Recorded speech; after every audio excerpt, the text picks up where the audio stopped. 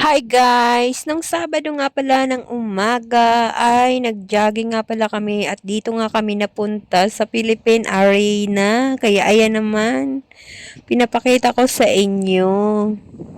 Hindi talaga dito dapat ang punta namin. Hindi ko alam. Sa asawa ko, biglang nagbago ang isip at biglang nagliko kung saan dapat kami pupunta.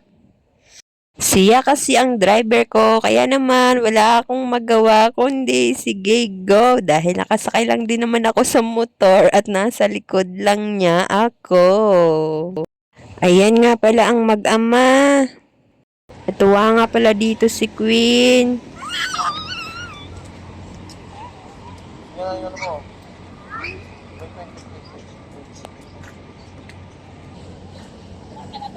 Sa lawak nga pala ng arena, hindi na namin nagawang ikutin ang buong arena. Kasi nga may kasama kaming maliit. Dito na nga lang kami sa side na ito nagpaikot-ikot, kaya ayan naman nga silang mag-ama na yan. Nagpapahabol nga siya kay Queen kasi bihira nga lang kami makalabas ng bahay at tuwang-tuwa nga siya dito dahil ang lawak nga ng kanyang pagtatakbuhan. Susunod nga, pag bumalik kami dito ay magdadala kami ng badminton dahil meron naman ang kuya ni Queen badminton. Dito na lang kami maglaro dahil ang lawak at wala pang disturbo. Ang bilis nga pala ni Queen tumakbo, minsan hindi mo nga ito mahahabol, pero kailangan mong habulin. Kaya ayan naman siya, oh, tignan nyo yun, ayan na, ayan na. Nagpapahabol siya sa ama niya. Yung ginagawa ng ama niya, di ko alam kung jogging yan o lakad-lakad lang. Ganun na lang naging galaw-galawan namin dyan. Sa totoo lang. So, ngayon nga pala ay eksena na ako dyan. Ganun lang ang naging ano ko dyan. Taga-video lang sa kanila. So, ayan. Ay! Andyan pala si Aileen. Kaway-kaway naman dyan, Aileen. So, ayan lang. Sabi ko kasi, magpicture kami. Hindi naman. Ayaw naman kasi ni Queenay.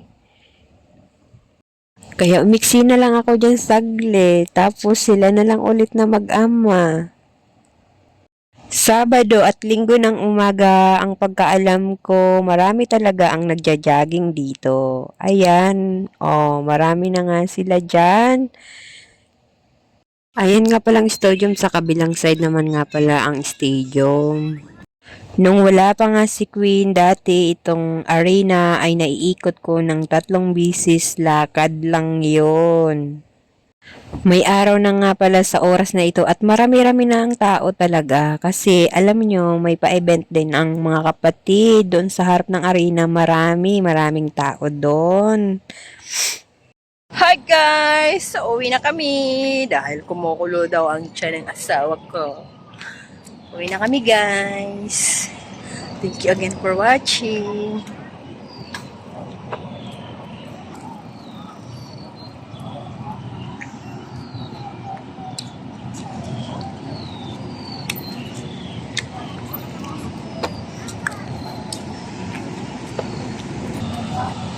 Naglalakad na nga pala kami pauwi.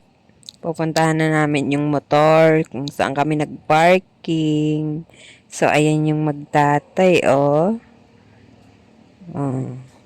Parang kailan lang. Lagi nang nakabuntot yan sa amin. Hindi pwedeng iiwan. So, ayan, oh. Tapos nagtanong nga pala siya kung anong oras yung event. So, mga 2 p.m. At nandyan kami ng 6 to 7. Ayan. Nagtanong siya sa mga kapatid. So, ayun lang.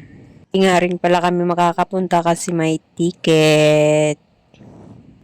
Limited lang yung ticket, hindi yung pangkalahatan. Kaya naman, kung sino lang ang magkaroon, ay siya lang yung makakapasok.